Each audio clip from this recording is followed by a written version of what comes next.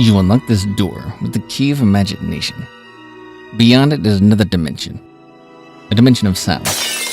A dimension of sight. A dimension of mind. You're moving into a land of both shadow and substance, of things and ideas. You've just crossed over into the Sabre Zone. Hi again, folks. Welcome to the Sabre Zone. This is the video on the channel that talks about what you had to say. So I got a clip. We'll talk about this clip, and here it is. And shout out goes to Nicholas DePerno. He says, I know fans like to say we are a few years away, but could we have a breakout year like 2005, 2006? It's more than possible. I'd like to know your thoughts. And that is actually a really good post, Nicholas, because I 100% agree with you. Yes, I do believe the Sabres, I said it last year in some videos, I believe this year we could win 50 games. People aren't expecting it. That's why I think it could happen. I also have said, I've been on record saying, I do believe we could take a step backwards. That could happen too. It's a young team, Nicholas. I don't know for sure. I can't give you an answer. I can tell you my thoughts. I agree with what you're thinking. I do believe next year we could just be a powerhouse. All of a sudden, we just go into the season and everything kind of falls into place. No injuries, everything's good. Like, these things can happen too in hockey. It's not just all bad is what I'm saying, folks. It's not always all bad, you know what I mean? So I've seen the Sabres do this. But here's what I would like, Nicholas, if it's up to me, okay? I'd rather the Sabres kind of have a quiet season, sneak into the playoffs, and go crazy then. That's what I would like to see happen if it was my choice. Because, the New Jersey effect, you've seen the Devils have like a record-setting season, and you just kind of knew in your heart they're not going to win the cup. I was hoping they would. They were kind of one of the teams I was really pulling for to do well in the playoffs. And, but you just know with a young team, it kind of fades all of a sudden. The dream just fades, and it just, that's how it goes with young squads, usually. And with this team that we have, I think we got hurt ahead of time. You know what I mean? This is kind of my gut feeling, guys. We got our hearts broken this year by not getting in, because we weren't really supposed to get in this year. And to come close like that really stung. And maybe the Sabres, that'll impact them next year if they got into the playoffs. They'd be terrified of the season ending. So anything can happen, that's for sure. In the playoffs, anything can happen, anything. Anybody can beat anybody. Ask the Bruins. If you're asking me if I was shocked that Florida beat Boston, not at all. Not at all, guys, not at all. Was I surprised? Yes. Was I shocked? No. No, I've seen too many upsets in the past. I've seen the Kings, the Miracle in Manchester. I mean, I've seen these moments in sports happen, and anything can happen come playoff time. The only thing I say that favors the favorites, okay, is that it's a best of 7 in the first round now, not a 3 out of 5, because a 3 out of 5 definitely favors the underdogs. To beat that good team 4 times is a lot harder than 3. And, when the Bruins lost Game 7, there was no fluke about it. No fluke about it. They were up 3-1 and they choked. I mean, they just choked. And that happens in sports. It doesn't mean the Bruins were chokers in that dressing room. They had a fantastic season. But the playoffs are merciless. I said all year I did not believe in Ullmark over there. I've kind of got off topic a bit here. I'll get back on in a sec, because I see all these goalies getting signed, and I see like some of the contracts today, guys. Goodness. Talk about that in the next video. But my goodness, some of the contracts out there were brutal today, just brutal. I won't mention Steve Yzerman's name. But anyway, we'll continue on this topic here. The 06 team did come out of nowhere. Any Sabres fan that says they seen that coming are liars, okay? Nobody's seen that coming, because it's the Sabres. The Sabres never do what they did in that year.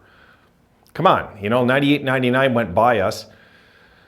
And then we were kind of the pits for a bit, and when we lose the Dominator a few years after, we lose the finals, right? And then the next thing you know, we're struggling again, and just out of nowhere, this team with Lindy. It's because of Lindy Ruff, though. Really, it really was back then. Lindy started a thing called the long trap. And by doing that, they call it now the transition. And this whole thing really started, we were the poster boys for the transition game that we know today, the 06 Sabres, really. We just was, you know, it was just that kind of game with us where we could play defensively and then we go boom on the rush, just like that. It was kind of unheard of back in the day. It was, everybody was cautious, playing tight, being careful. It was kind of more the game back in the 70s, you know? There was still offensive weapons out there, like, I mean, the big Bruins of the early 70s and mid-70s were that kind of team. And they could play offensively, no doubt.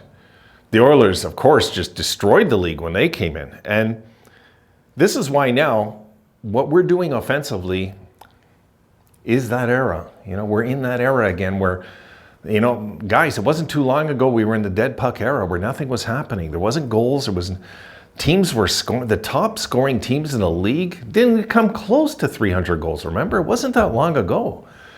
And now, you know, you're getting teams that are floating around, you know, maybe 30 goals more than what they would have got maybe back in that era. And that's a lot. That's a lot. Teams are scoring like more than half a goal game more than they used to back in that era. It's a lot more exciting hockey now. It's even more, but I'm being fair about it. I think that this Sabres team could absolutely go into next year. This is really, this post really got my interest because this could happen. This could happen, yes.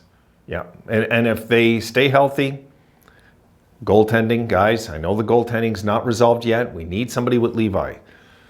I'm not a big believer in UPL, and if we can get anything for Comrie, move him. You know, and nothing against Comrie or UPL, but I think we could do better. You know, if we had somebody, and I don't want somebody that's going to want like $9 million of it. No. Get somebody with term, and that was Gibson. I talked about in a previous video. But you know, if we could go that route. I mean, guys, I'm even thinking now, how much did Jari make today? He made something like $6 million or something. It was crazy the money they were given today to goalies. You know, there's just a few that just bounce out at me, but wow. Like the big contracts today were goalies, some of them. I think we got to address our needs. Let's see what happens. We still have more needs. I think we need to get a power forward. We need to get a power forward. I don't know who, but we need to get some sort of power forward in the lineup. Toronto were smart enough to go and get Reeves. I think that was a smart pickup by Toronto. That's going to help them. But it would be good if we could get a power forward, guys, that's top 6. Just one of my thoughts, but I don't know. You know, we only have so much cap right now. We got to be sure we can move guys out. And by being sure we move guys out, sometimes you got to take something back. So I don't know. You know, if we can move out Olofsson and Yoki Haru for, I don't know, some sort of power forward, I'd be all for it. You know, this would really, really ease the pain of what the unknown going into next year, because I think we really got to get some tough up front. So I'm good with the defense now, guys. I am. Unless we make a trade that makes sense, you know, on the blue line, I'm open to it. But we don't want to have more than 7 blue liners locked in on our roster. That doesn't make any sense at all. So we got to have seven blue liners. You know, 21, I'd say maybe 20, a 23-man roster. So, you know, you want to have your 14 forwards, your 7 blue liners, your 2 goalies. You know, and if you got that locked in, I think we're up to 8 defensemen right now, if I'm right. I don't even have to check. I'm sure we're at 8, right? No, we got to get a forward. So to answer this question, yes, I do. But I would like to confirm it by getting, you know, I'd love to get Bertuzzi. So I'm going to go, guys. I'm going to do one more video, and I want to get back. I'm keeping track of this right till hours into the night. Eh? If something happens, guys, at 1 in the morning, I'll come in here and I'll try to talk low and do a quick video, you know, and we'll discuss it, because I'm sure Adams is working the phones as I'm doing this video, guys. I don't think he goes, okay, we're done, and that's it. No, there's always options, trades, everything can happen right now. So it's been an exciting day, guys. I'm having a lot of fun with it. All right, done for this one. Hope, Nicholas, that answers some of your questions, but I do agree. Yes, I think next year we could surprise the league. and just be challenging for first all year long in our division. I do believe that. All right, see you in the next one, guys.